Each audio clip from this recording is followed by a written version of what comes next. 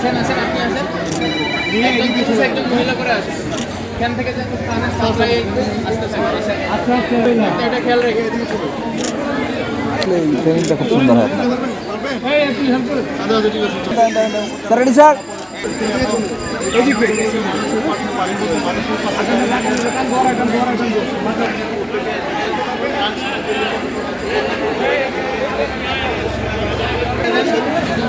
মহিলা আসেন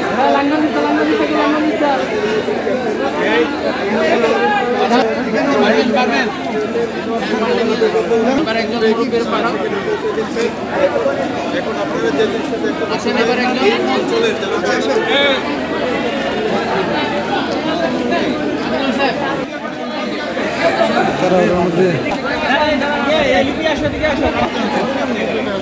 তুমি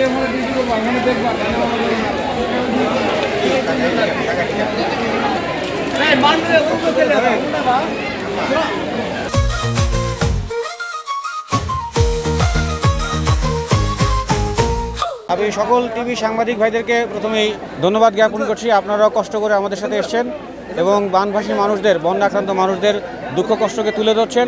এতে আমাদের ত্রাণ কার্যক্রম পরিচালনা করাও সহজ হচ্ছে। আপনারা জানেন আমাদের মাননীয় সেনাবাহিনী প্রধান উনি এই বন্যা আক্রান্ত মানুষদের ব্যাপারে খুবই কনসার্ন এবং এই জন্য ওনার নির্দেশে আমরা শেরপুর জেলার 4টি উপজেলায় ব্যাপক ত্রাণ কার্যক্রম পরিচালনা করছি এবং গতকালকে আপনারা অনুরূপভাবে ত্রাণ কার্যক্রম দেখেছেন।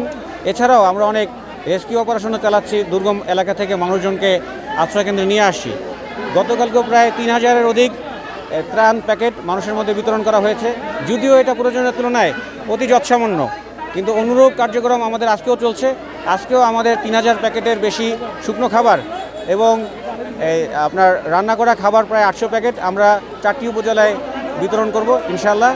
এবং আমরা জানেন যে আমরা বাংলাদেশ সেনাবাহিনী জনগণের আস্থার প্রতীক এবং আমরা জনগণের সেবায় আমাদের নিজের জীবনকে উৎসর্গ করব।